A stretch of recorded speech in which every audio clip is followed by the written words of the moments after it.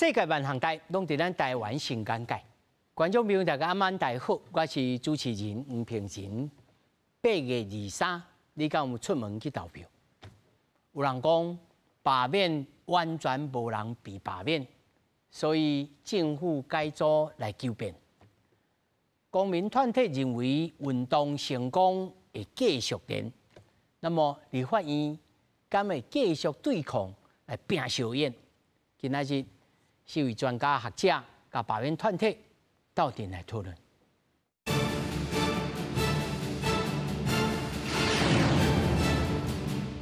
首先，小介现场的来宾，头一位台湾智库资深委员张国成。主持人好，各位观众朋友大家好。那么第二位，台师大政治所教授曲跳雄。主持人、各位来宾、各位观众朋友，大家晚大家好。那么第三位，国政基金会副研究员李正修。主持人、各位观众朋友，大家晚大家好。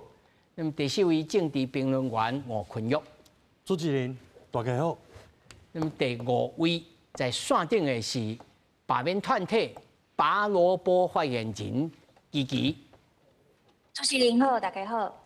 那么首先，咱先来关心，那么到目前为止，内阁传出要改组，两波的罢免案拢已经结束了。总统赖清德宣布会调整内阁，本队讲今仔日会公布新名单，但是行政院长杜英台表示，人事调整昨仔才开始，今仔日犹原无结果，希望这礼拜内会当完成。对于施政不足之处，执政团队会时时深自检讨，也必须调整改变。两波罢免案结束了后，总统赖清德正式宣布调整内阁队形，能够妥善因应新的情势，然后新的团队、新的队形，能够更有力量，能够来解决问题。原本国会有725会公布新顾问名单，不过行政院长杜英台证实会延后公布，并在这礼拜来完成。所有正式的内阁人事的调整都是从昨天才开始的，那前面都是在做一些预备的工作而已。所以我不可能今天有确定的人选，希望能够在本周稍晚能够向国人提出一个报告。那么也希望这个新的内阁的组成能够得到国人及国会的支持。杜英台指出，除了已经请示的部会首长之外，也当咧思考甲定选部分新顾问，希望会当为内阁注入新花。像这样子的一个傲慢，还有这样子一个藐视国会的阁员，你说要到经济部之后，会比郭志辉好吗？我并不觉得。内阁的调整，我们还是希望赖清德总统要真正的拿出诚意来。我鼓励卓荣泰院长大破大立进行内阁改组。然后给社会一新的气象，不需要把每个会期都要进行的正常的事情无限上纲到逼宫，然后总召的事情。另外，民进党立法院党团干部高思瑶、陈培福等人，前几日也小连续宣布请辞。对于总调瓜革命表示会挽留，高思瑶讲，唔敢接不挂总调的电话，坚持会下任其他党团后一个会期会有新的气象。公视新闻采访报道。其实这一切拢对大罢免开始讲起。那么在线顶是823这摆伫新店选区在新北市选区这个拔萝卜罢免团体的这个领衔人咱的这个琪琪琪琪，我要甲你请教周先生讲罢免若是。当作是民进党要去取到这个领导权，安尼算失败。那如果是公民运动来讲，唤醒大家反共，而且甲维护台湾主权是胜利。你有认同这个讲法无？还是你认为你家己、恁罢免团体、恁家己自我的这个定义内面，恁是算失败还是成功？其实，阮感觉讲结果毋是遮重要的代志。阮感觉这运动的过程较重要，因为阮伫咧这过程内底是得到很多，然后我们本来就在一个比较深蓝的选区，然后这个选区国民党的立委已经掌权非常多年了。然后这个结构其实也非常的难被改变。那我们认为，在这场罢免运动当中，公民团体已经尽了最大的力量。然后就是结果其实，我觉得我们会得到将近5万个同意罢免这件事情，对我们来说已经是非常大的成功了。因为这个选区在过去30年来是从来不曾想象会有罢免这件事情会发生的。其实我甲你请教吼，恁这个罢免团体批处之间在进前完全都无熟悉嘛吼？对。大家真外界真好奇是恁是安怎如何，尤其是恁这种深蓝的选区吼，要家己举手讲，我要来罢免，我就真有的人就真爱叫呢。啊，恁如何去找到批处安尼，大家能结斗阵？一开始阮是伫网络上，有一个社团，好，然后这个社团里面就是有号召一些对于这个时局跟政治的现况比较不满意的一群人，然后先在里面做一些讨论。然后后面是这个社团里面的大概20位伙伴约出来开了第一次的算是见面的会议，然后在这个会议里面，我们的领衔，其实我不是领衔人，我是发言人，是，然后我们的领衔人就说他可以当领衔人，那我们这个罢团才正式的开始运作这样子。啊，你会甲大家介绍一下，恁大概成员拢是食头路，还是头家人，还是自由业？阮大家有一寡人是上班族，有一寡人是家己开工作室，亲像我阁是学生，我还在读研究所，嘛有一寡人是伫厝内做工课，伫厝内咧食，家己做工课啊，就是。对。我会问这意思是讲，好，即马823结束了后，恁有想讲要继续斗阵，搁做啥物代志，还是讲好，大家就散去，群组也改散去，还是讲恁群组搁伫个，继续会去讨论，拄着啥物代志，会搁看到路明仔，搁创啥物代志，你会搁甲连一下安尼？拄好今仔日阮的团队有讨论到即件代志。阮是有决定讲，有一寡群组是会解散，因为伊是参像任务型的群组。但是阮的上大的迄个互志工会当去内底交换想法甲意见，阁有开讲的群组，迄个群组应该是袂遮尔紧解散。然后我们自己的核心工作的一些干部，因为在这场运动里面真的都付出太多时间跟精力了。那目前我们还没有比较明确的规划，说我们这8个10个人未来还会在一起做什么事情。但是比较可以肯定的是，我们除了回归自己日常的生活之外，我们会继续的来监督国会。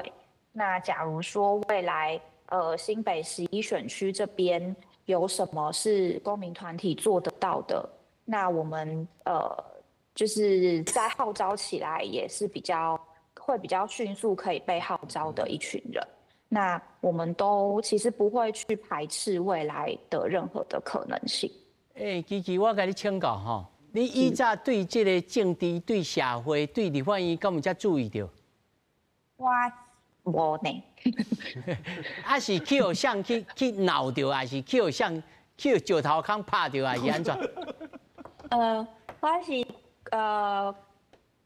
年5月，然后我就看到国会内底足侪立法委员做足侪奇怪的代志，然后我那时候就觉得说，好像我不走上街头就没有办法阻止他们在里面做这些不符合程序的事情。是，我歹势想要一个问题甲你问吼，是，你过去投票行为敢有投过民进党？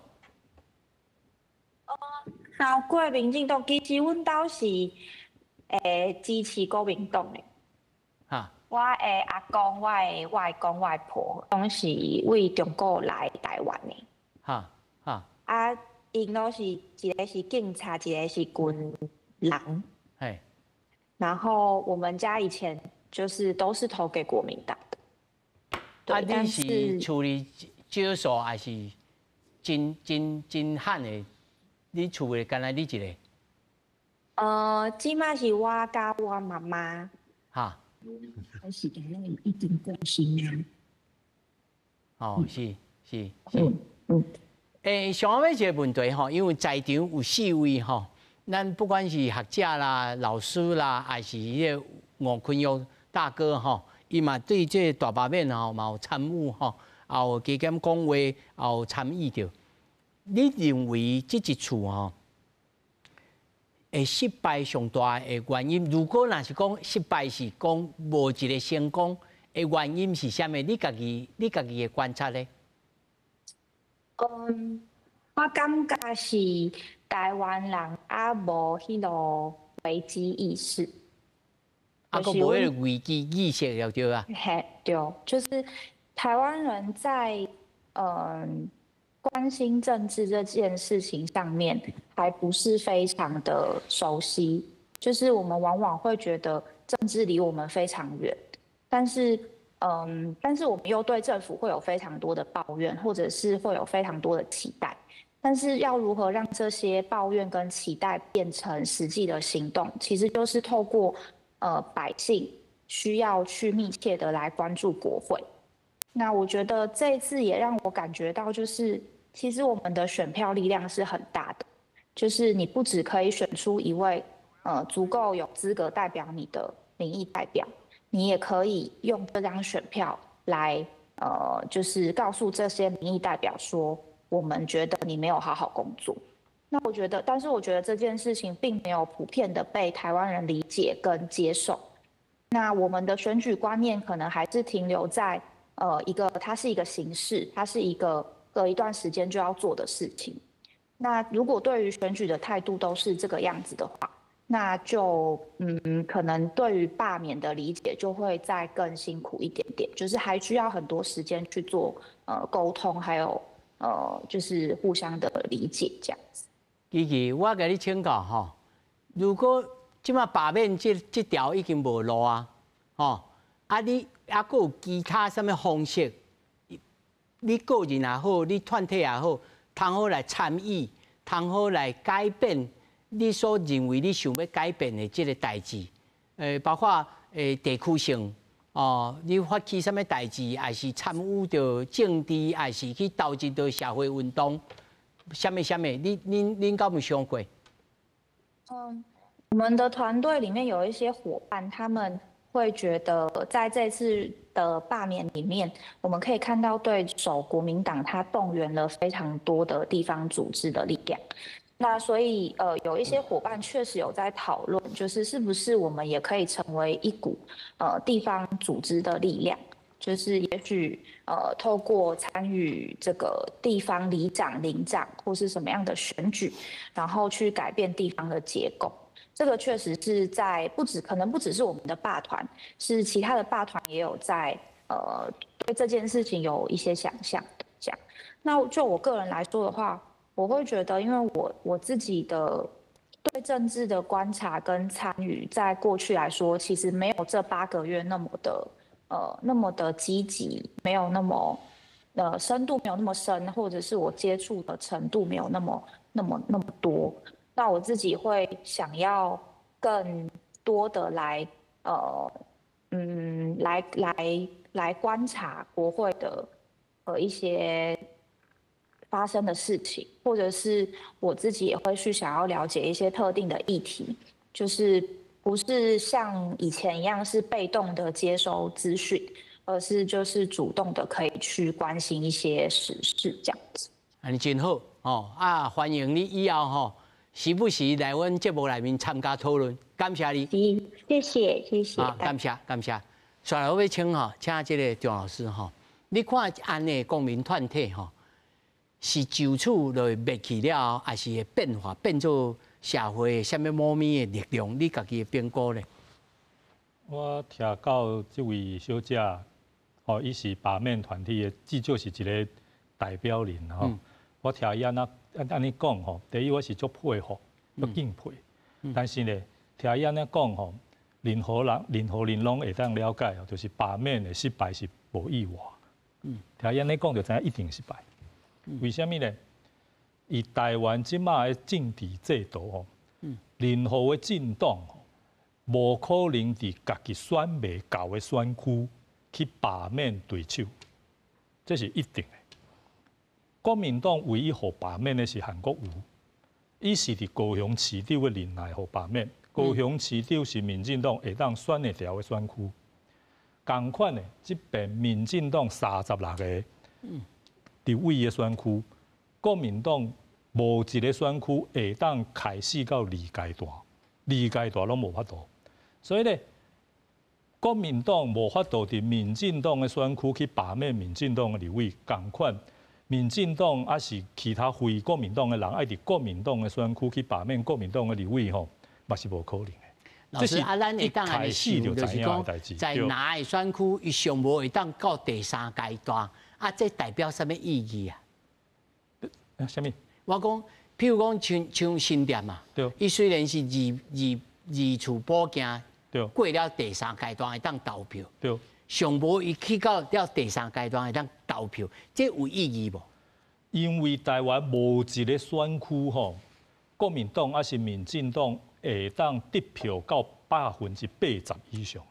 任何一个选区，对方伊至少拢有30%，20、30一定拢有金门马祖在卖算。所以咧，这边咱的重大意义就是反对国民党的人会当有这种热情走出来，但是咧数量还是根本无法度到改变伊本身的这个结果。然后咧，国民党的支持者还是无投民进党的选民，激出来。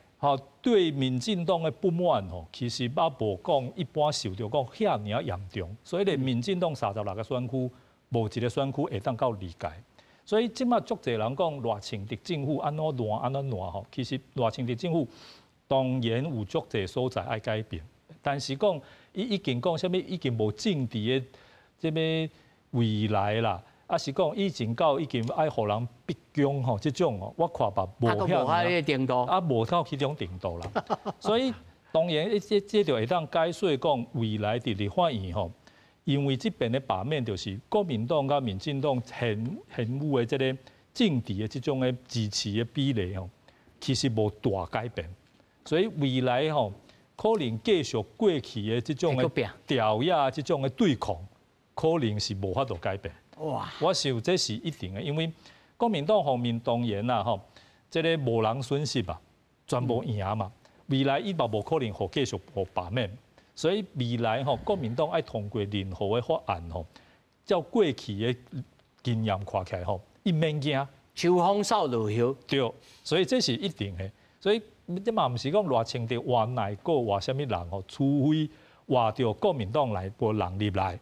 行政院长让互国民党去做，我看未来1、2年结果可能同款。老师足悲观，邱老师你认为呢？基本上我想我先来讲一个民调的，即摆会使讲民调。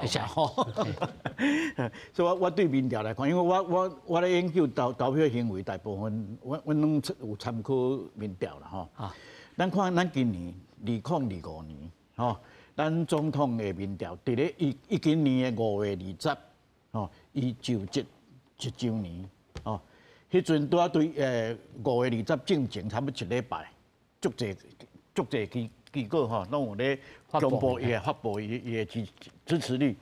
我小可甲看者，通上悬的有到51%，上低差不多47%，48%，到7号6。就是7月26第一届大罢免，迄天有24个，啊加新竹市，对啊加起来250吼。迄天正前，咱看到伊的支持率、满意度甲支持率落到偌济33，上低偌济28。啊，这个中间差不多偌久？对5月，咱先算5月15啦，吼，到差不多7月20，啊，到差不多到7月20，你甲算，安尼才偌久？2个月。啊，2个月。吼，2个月，伊规个放，伊的支持度放去偌济？15。啊，你若准备问，头拄你问张老师嘛，问这个问题嘛，吼，这届大罢免失败的主要原因是啥物？吼，我来讲。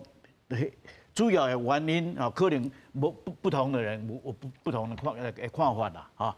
但是伊发生的时间段伫咧倒位？5月到7月，安尼讲，大家我大家拢会赞成嘛。啊，5月到7月发生啥物代志？第一个就是关税。4月初2，美国公布对台湾的关税要扣32%。啊。啊，到即阵为止，搁较早者，到美国到8月初7，哦，公布讲20+N， 哦，这中间偌久90天，啊，咱政府做啥物代志无？大家先看卖，小无偌久嘛，大家小回想一下，我观众朋友大家小可想者，伫迄90天内底，咱政府有讲。有做啥物无？有做啥物无？无做一项代志叫做大罢免，全国人咧甲抄落，吼，抄31个立法委员，啊，搁一个新北市的市长啊，啊，市长咱先莫讲啦，吼，31个立法委员，吼，咱拢总区域的，因为不分区的立法委员，你袂使罢免嘛，哦，啊，原住民拢总6个立法委员，伊是全国的选区。哦，伊的罢免做歹做，你要走全国的哦，所以73个不分区其实咧区域哦，啊你甲罢免偌济？31个，比例是偌济？42.5，就差不多一半的立法委员是无合格，啊，咱台湾人讲遮戆。就刚才头拄齐咧讲的，讲咱台湾选民还没有觉醒，台湾人民、台湾选民，他们一样都没有觉醒。咱民主化差不多30-40年啊呢，咱台湾人拢袂晓投票哦，拢唔知影讲倒一个较好，倒一个较歹，唔是代志，唔是安尼啦，哦，所以讲你拢总73个区域的立委，31个你要讲罢免。咱讲一个较迄落，敢会想超过？哦，啊，第2项，我头拄讲的，咱拄着美国要甲咱扣税的代志，政府拢无咧，嘛袂使讲无要处理啦，哦，拢无，咱上少伫媒体拢无看到，哦，拢无看到讲政府咧做啥物代志。有啦，向立法院提出一个。提出一个案啊，讲会补助啦，会创啥安尼？啊，要安怎做有无？就立法院大家拢无用。是啊，无为什么无用？拜托，你拄仔讲到重点，为什么无用？70几拢总113个立法委员，有31个要转去伊的选区，吼，做防守。啊，你立法院要安怎开会？无，伊个特别个宴会咧。是啊，迄是另外一场代志嘛，对。我宴会嘛，当处理啊。到即阵嘛是啊，到即阵还搁咧宴会啊。啊嘛无咧处理啊。你来看，迄第3个会期，咱即马即个会期啊，是第3个会期。啊，第3个会期有做啥物代志无？有啦，嘛拢咱袂使讲拢做到0啦，迄毋是啦。但是重要代志拢无做嘛。所以你看吼，咱规个立法院，规个中华民国，人讲莫讲正经啦吼，正确嘅代志拢基本拢无做，拢无做。老师，我头6月到7月，搁一点，咱下港咧做大水，哦，南部咧做大水，政府咧，咱也是讲民进党啦，吼，讲啦，民进党咧创啥？咧大罢免嘛，所以你要你应该做的，你无去做，做一个政府，尤其是伫台湾，即摆伫国际上，遮个危险的时阵，你无去做应该做的代志，你走去舞迄，你譬如即摆百姓用投票来甲你讲话吼，上尾我讲一句，即个足侪选区毋是宣布，足侪选区叫无去罢免掉的立法委员，伊即届摕到的反对票，比伊当选的时阵票较侪。这小等会当，这小等我搁另外一题会当来讨论哦。老师你停诶，你小等，我请李老师来讲。嘿，老师，这听邱老师安尼讲起来，迄就完全拢是民进党诶唔对咯，是安尼想吗？我必须安尼讲啦，这个大罢免吼，你应该讲确实啦。那民进党迄当阵看建明。那迄当阵无开始化工大罢免、大成功。迄当阵伊若讲针对特别的个别立委来做精准打击，伊讲精准打击嘛。你莫讲全部嘛，你压落去，去即个力量分散，要赢咧成功的几率就较低。你若讲一个慢慢啊拍，你就是讲一个，譬如讲啦，你讲台中较细汉的。新当选的迄几个，加你讲迄个叶元之，大家拢看嘛。叶元之当阵赢迄个罗志正嘛，2000多票尔，所以大家想讲，而且邦球迄当阵本来就上来，一定是拢绿营的大本营啊。所以你来讲精准打击，对于民进党来讲，成功的几率会较悬啦。你若一个压落去的时候，你就麻烦啦。邱老师有同意啦，但是我要问一下吼，这种问法叫做 counterfactual 啊，就是讲甲事实吼相变的，就是讲如果我民进党迄阵时突然间打东啊，哇唔通，你要叫伊安尼做嘛，无啥有可能。哦，这头一个，第二个就是讲，好啦，我的东啊先倒掉，但是我一方面真积极来做出关税应用。啊，若去救灾嘛，救甲真好，啊，罢免会成功袂？我是感觉较无可能，因为吼，当然像主持人咧讲，啊，若柯老师咧讲，咧提醒讲，你若政府当时咧做代志，啊，人民嘛有看到的时阵，啊，敢会讲对大罢免有帮助无？我个人是感觉讲帮助袂大啦。为什么？因为大家看是各一个选区的投票嘛。啊，这个选区迄若立委踮咧厝诶，好好顾家己诶选区。你若讲要去甲并岛，其实成功的几率确实无遐悬。所以老师的意思是讲，这步安尼打落去了，就不回调啊。对啊。啊，本来就是讲啊，因为大家一开始大版面开始推动时，大家咧想讲，那有讲执政党会去发动，啊，莫讲发动，去支持国民团体，去甲。在野党的立委去甲罢免，那有可能那应该做这种代志咧？但是老师，某这种讲法说，那有反对党反对甲安尼。当然，你这个应该，你这个应该去讨论讲。不是，有个人是安尼讲啦。对啦，当然你应该讲，即马国民党加些民众党，过去一年外来，因踮咧国会表现好还是歹，大家去看，大家去批评。啊，问题你若用这当选无到一年，你就开始要推动罢免的时阵，大家感觉讲，这个敢会收超过？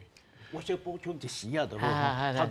头拄咧你讲，主持人你讲无反对党安尼反对的，我咧讲，唔是我讲的啦，我是讲台湾的反对党讲起来是足，真优秀的啊。我别个莫讲，咱看韩国就好。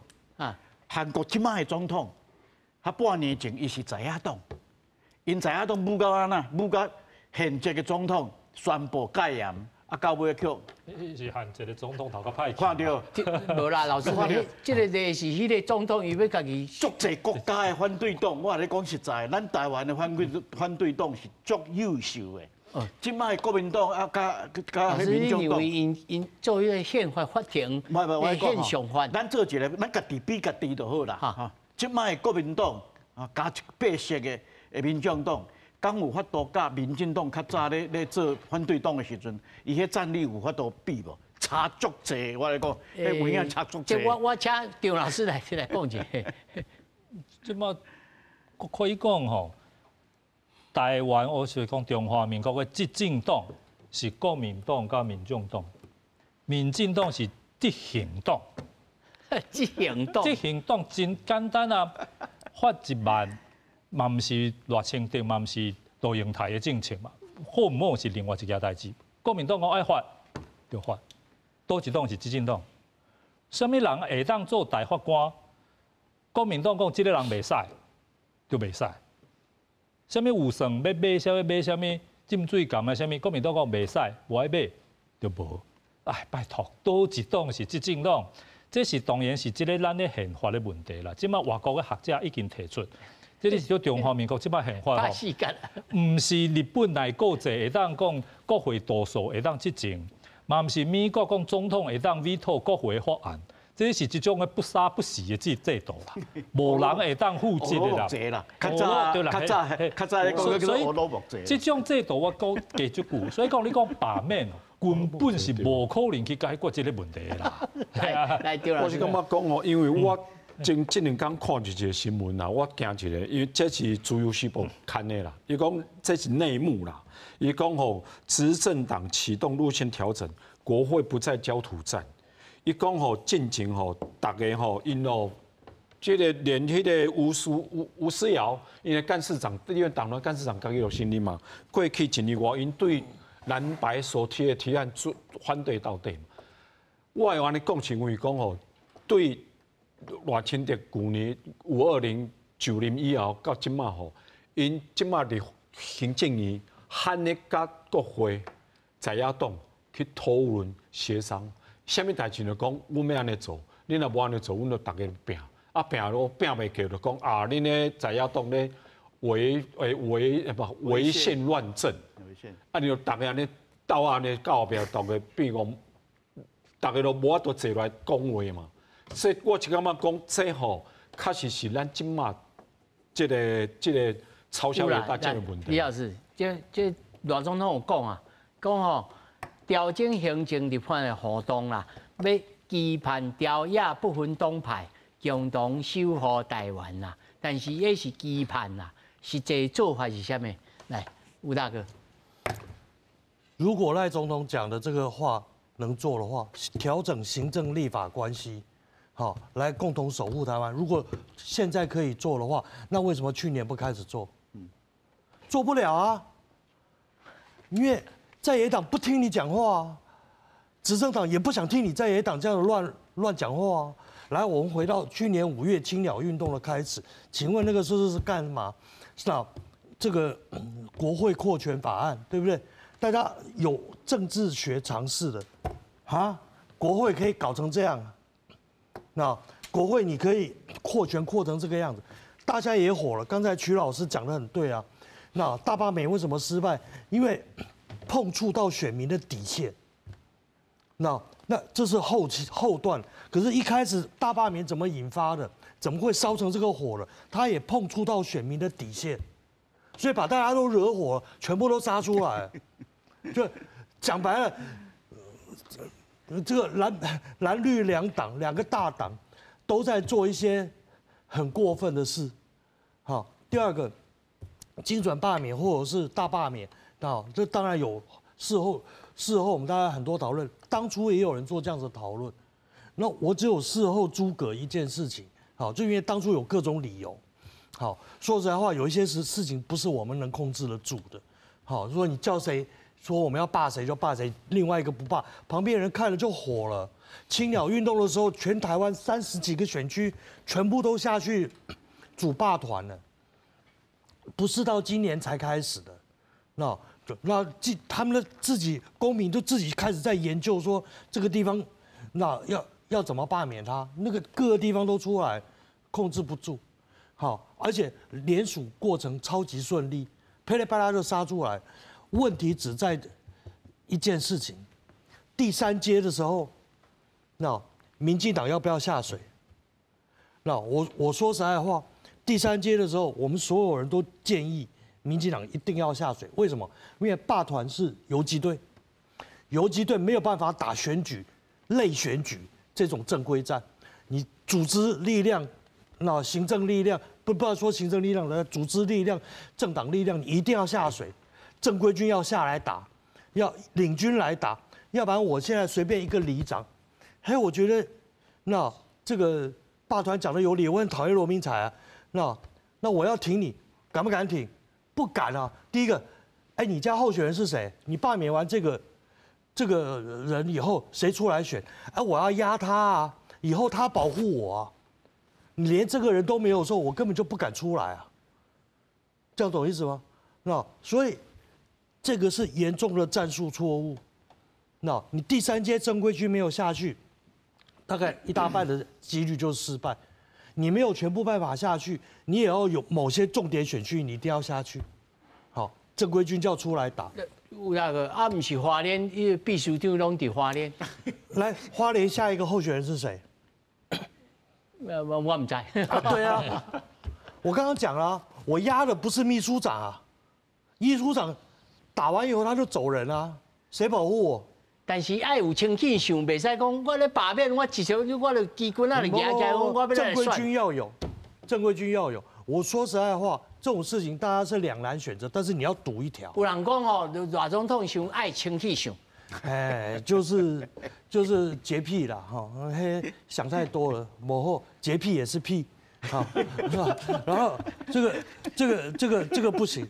第三个错误就是那个杂直说，啊，好，我讲现实，好，这个时候就不要再去多讲话，杂直说前跟杂直说后，你看到那个国民党的那个几个常上电视的哈，我们常常同台的几位。什么黄敬平啊，好，然后什么东西，压起来，无啊压，下面压起来，都笑嗨嗨啊，那个杂直说之前哈，我们下去宣讲，好反罢免很痛苦，杂直说一出来，那他们下去宣讲的时候，一上来说啊，我是杂直哈，各位杂直好，我也是杂直，啪，全部笑开，然后整个气氛都开了，你这样懂意思吗？有那个，你头讲的那种战术吼，但是战略面吼，头邱老师有讲，你民进党，你执政团队，你到底你谈判关税，你行政团队有做啥物营运？无论你也小按耐一下，小安全一下，有那个。徐老师刚才讲的我都赞成，为什么？第一个，那请问公民为什么要上街头？你行政单位没有办法处理好行政立法关系嘛？你摆不平嘛？你立法院的人啊，立法院的党团你也摆不平嘛？讲白了，是你执政党跟执政团队没有能力去处理这种朝小野大的局面，所以公民团体才要上街头。讲白了，这是第一件事情。第二件事情，过去了1年多，请问执政党？你现在回头一下，他有什么事情让你觉得可以让你拍手叫好了？不，大家其实是想不出来，这一点是很麻烦。我们现在大家讲了很多很有学问的话，说什么要执政党应该要主导议题，不能一直在因应在野党提出来的议题，什么讲了一大堆，你要有议题设定能力。请问你有设定什么议题吗？没啊。我刚刚徐老师讲得很对啊，那我现在要的。那我就危机处理啊，我们在光讲关税，这是一个危机。那你危机处理的时候有几个原则？你不是要一直到大家好，大家不要担心了，好，大家可以好好睡觉。不对，这不会安抚人。你会告诉他说，来，现在最坏状况可能是1、2、3、4，那我们是备案是1、2、3、4，准备好没有？那好，那个灭火器有没有放在旁边？好，电话有没有带好？有，好，现在啊等状况，就这样子。是要这样子的序列，那么政府可不可以做很多事情？可以啊。那政府除了现在大家只说我准备了一笔钱在这个地方，这个在我们处理经济政策的时候，那个叫做财政工具，只有一条。另外还有一个叫货币工具，货币工具我们差点自己搞砸了，嘿，对不对？一口气升值12%，然后第3个还叫做政策工具，我在政策上面要辅导你做什么事情，或者我组织什么国家队什么东西的，那叫政策工具。你有3个东西要做，那你要告诉人家3个东西是什么。救灾那个事情也是一样啊，救灾那个事情，我看救灾。这个问曲老师跟我大概最熟哈，我们每天跟着那个老板那个救灾狂人，好对不对？好，那个宋先生啦，好了，然后每天被他训练操的乱七八糟。救灾第一个原则就是快，对，那第一个就是快，也就是说，这赖总统隔了2个月以后再去看灾区，其实已经没有意义了。他的第一时间下去的时候，看到台南屋顶整个这样被掀，老天爷啊，这怎么做人啊？对。工兵部队下来，然后部队里面或是相关单位里面有营建经验的，全部给我下来，然后这个开始帮忙把那个屋顶至少把它盖好，让它能够住人，然后开始叭一路序列下去，开口合约啊，什么东西，全部全台湾各地的工班，那做工程的全部给我停来，那就你要他就抢时间的事情，你这个事情如果做到了。至少大家会肯定你，那绿营选民或者是其他所有的中间选民会知道说，哎，我为什么要帮你打这一仗？可是这一条做坏了以后，那个信心就崩溃了。有啊个，就我听讲吼，阮的同业啊吼，伫商业台啊吼，这政论节目啊，即摆收视率啊，都降低啦。是，哈啊，这网站顶头政治新闻啊，拢真这哀鸿一片。啊，大家拢无生理啊，拢无人咧关心啦。哦，我唔知影讲这是选民讲已经忝啊，吼，不管哪个列个拢忝啊，哦，连哪个嘛是安尼哦，张老师。这吼，第一是讲热情地讲2个月过去砍灾，这是完全无正确啦。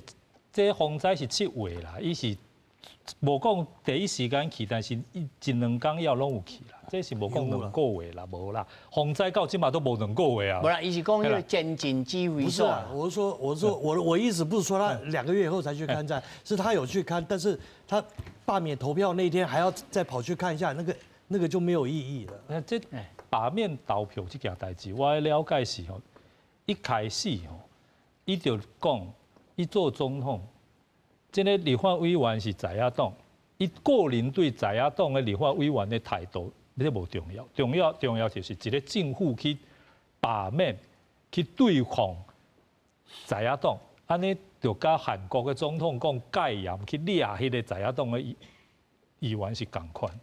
所以一开始吼，民进党对这罢免吼是感觉是唔知是要安怎处理啦。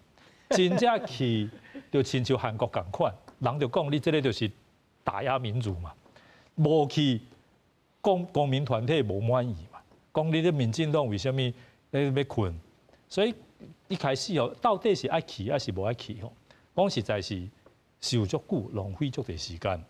然后咧，第二我同意就是吼，立法院吼，还是政府，不管什么人，咱莫讲名。实在有人吼，讲实在话吼，讲啊受满。什么全台湾拢会当成功啦？全台湾下当讲一边罢免，拢把国民党的全部拢扫了。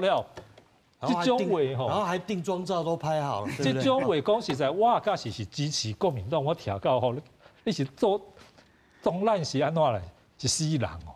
假使即摆有人讲爱把民进党的立委全部扫了，我看民进党就无咪出来啊。对。所以这种话吼，讲实在，你是普通的公民团体的人讲，就不要紧。我是选民，我有政治意见的表达。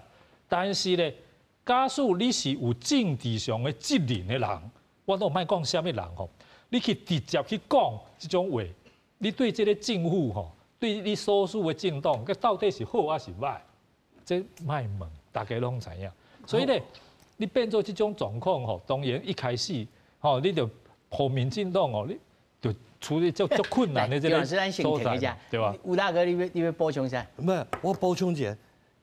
我赞成张老师讲的那个状况。刚才因为没有讲下去，民进党里面有些人，那太早庆功了，太早开香槟了，太早就得意忘形了。然后就哇，觉得好像现在就胜利了。我那时候就提醒他们说，哎，还没有投票哎，你们现在在爽什么？那这个是兵家大忌，你懂意思？而且吼，头拄讲到个税金的关税的问题吼，讲实在，咱即马去跟美国谈判关税吼，这个政府当然好歹是将来历史拢会负责，但是咱即马人去遐谈判，我小看的了解是吼，美国方面会当甲台湾人讲，台湾的代表讲吼，希望你开什么物件，什么猪肉啦、米啦、汽车啦、什么税金吼，好不要紧。咱就会当讲好，咱即马转去研究，吼，什么物件会当减少贸易的问题，我税就会当解决。假使有咧爱通过立法院的，我找到转去，互咱立法院，但是立法院即马毋是咱多数，美国方面嘛会当了解。但是咧，咱问到一个问题，就是讲好，咱即马答应这个条件以后，咱中华民国台湾会当摕到规拍的税率。美国方面吼。无法度，至少到即马无法度，互咱一个足肯定的答案。为什么？因为这上重要是啥物人会当决定？是因大头家啊，传播啊，谈判人无甲伊问过以后，伊嘛毋敢现场就甲你回应啊。川普是啥物时阵爱回应？伊做美国总统，伊有伊的考虑啦。所以咧，伊当然即件代志到即马8月吼，伊就甲咱斗掉，就根本无人会当有一个。确定的数字嘛，当然无确定的数字，咱就无可能继续讲。我看这请国强老师去甲传播辩论。对啊，所以台湾讲实在吼，我认为吼，要去谈判的代表团吼，应该在野党吼，因为伊即摆伫国会嘛有一定的实力嘛。你即摆民进党的底气，底气嘛，至少按照政党的比例，大家拢去看卖啊。国家是大家共同的啦，谈判结果转来嘛是爱你来审查啦。吼，所以即摆民进党我感觉吼，是头壳吼，足侪所在我感觉是足戆的啦。这个明明是下当嘛，需要大家扶一个代志啦。骂到我头都昏昏啊！结果你家己一个人去打，你嘛无实力会当打。你反对党甲我骂个好，我党内同志嘛甲我骂。我再补充一下，国成老师讲的事情不是没有先例耶。李登辉时代最敏感的是两岸问题。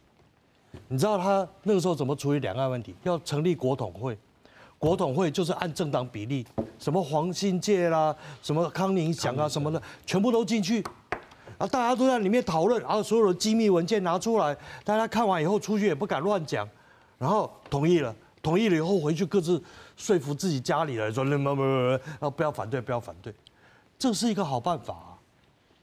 你这就要看嘛。所以咱看这赖总统所讲的。调整队形啦，或施政更加有感啦，这唔知具体安怎想啊，邱老师？是的，吼，因为今仔日我嘛今仔昨有听到咱总统的今仔日啦拜嘛，哦，总统有一个记者会嘛，讲咱要调整这条，即马来过啦，吼，即马要调整的幅度，我讲就较歹听，无感觉。伊即马就是一雷手换去外野啊，外野调来石看道，石看道调来做投手，哦，无投手无换哦，即马投手个叫咱倒院长咧，哦，无换。你即马是一个小团队，小办公，我讲的是叫做办公室内有没有调整啦？哦，王秘书啊，你去做交通部。哦，张老师吼，你去做啥物？因为我读书会你拢有来嘛，哦，所以张老师你去做啥物？伊即马是伊口袋内底的人换过来换过去，我头拄讲的，一雷手调去外野调来这边，安尼讲好，咱讲就较歹听的。若准讲真正要解决代志，我讲实在的啦，头拄张老师讲我咧拍破啊，多谢。啊，像我头拄咧讲，我嘛甲拍破啊。啊，讲实在话，国家是咱大家，你头拄讲的。对吧？我听到你这句话，我全身躯会使压起，我拢压起来，我赞成。为什么？我伫你的节目内底，你讲今仔日要讲第5届，喏，总统拜托的，哦，基本上就我所捌的赖清德，我讲实在话，伊人品不坏，人品真好，哦，虽然讲有一寡有一寡每一个人拢有个优点有个缺点啦，吼。啊，但是规个看起来，我讲实在话，我认为赖清德伊个品性袂歹，哦，因为做代志嘛有一寡能力，啊，但是哦，伊个眼光太小，较国的遐个人，哦，啊，较英嘛遐个人，咱莫讲民进党，伊拢用民进党，伊可能拢用民进党伊派系内底啦。哦，啊，佮伊个派遐个，比如讲新潮流啦，哦，伊毋是，伊拢用南流内底，哦，啊，有啦，最近，这做一定都毋是新潮流的，最近有，我知影，这人是话水呢，啊，但是伊是伊落地下内底的人嘛，系啦，咱迄天伫遐食饭的时阵，就看到伊，哦，所以我咧讲啊，你本来你是有足好的机会。哦，啊，三脚咧拼，你当选做总统，我讲实在话，你若说一开始就莫用讲甲反对党有无？安尼要吃拍拉眼的这款做法啊，你开始就甲，因为你朝小野大，这是属性嘛。啊，那即马刚开始咧提议讲爱做国事会议，这敢有效？我顶礼拜写文章内底就写啦。莫讲国事会议啦，因为国事会议吼，伊个李登辉开过嘛，哦，迄规模太大吼。你上少找几个重要的党主席，哦，啊，佮有一寡重要的民间意见，差不多20-30个就好。你开一个会会使袂？哦，啊，招一寡咱民间嘛，足侪人，嘛对贸易关税足牛的呢。莫讲伊坐伫谈判桌啦。你找这个人来做你的幕僚会使袂？对头拄讲啊。我就感觉吼，国事会议吼，这个会议本身来讲，代表我这种诚意啦。但无结果嘛，毋是我一个人的责任啦。像国事会议讲实在上歹就是啥物咧？浪费便当钱啦。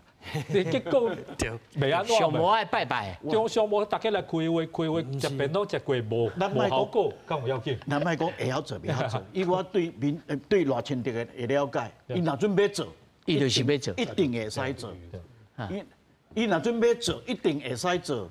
我无相信讲伊无李登辉较牛啦。李登辉国事会议咧开的时阵，反对党嘛是甲反对啊。啊，但伊开得真成功啊，对不？啊，伊要迄阵要修宪，伊嘛召开全国修宪会议，我嘛叫伊招去。虽然讲我意见甲伊无共款，我嘛叫招去，大家来讨论啊。啊，到尾大家一定有。老师啊，你迄阵是会起毛歪？嘛是无啊，因为伊找伊的专家，伊找伊的专家，宪法专家来甲你讨论。啊，你要共起什么配面啦？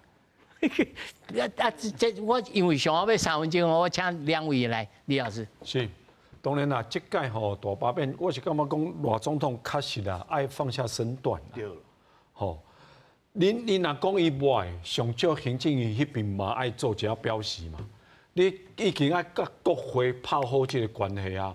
你要推上即马大家看，9月一定爱杀迄个总预算案吧？明年度的总预算案，你前礼拜已经把这个明年度的总预算已经公布嘛？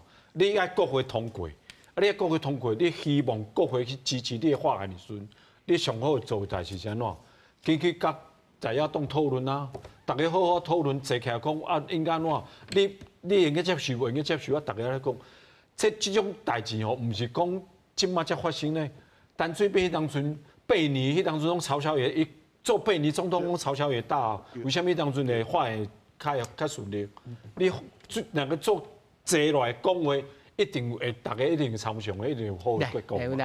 大家讲的拢对，但是哦，你这老人哈，较有礼貌，知道不？那就老人家其实那个时候人是比较有礼貌的，比较有分寸的，现在的不是。那立法院这几个人，如果你把他叫去开国事会议，那可以供便当，但是绝对不能附汤。他会拿出来砸，会受伤。这样懂意思吗？所以这个加谁点米包了？哎，对，那生煎包就好。啊，对我讲实在话，那现在的状况是说，大家要有人做中间调人，因为双方已经僵了。赖总统最重要是现在要找一个双方都可以接受的调人。起码够下。那想办法找啊，总有啊。那就双方都可以接受的人，他不见得是多大咖了，秘密的，他也不见得要公开，但是能够把双方各方的人都讲上话，能够串起来说啊，这个国家这样子下去哈，我们分蛋糕，但是你不能把蛋糕砸了吧？啊，所以这个概念树下去后。刚刚大家讲的所有什么国事会议什么，那才开得成。那画像是蒋干书哦。哎呀，啊，哇，赖书的麻烦。什么鲁仲连是不是？感谢。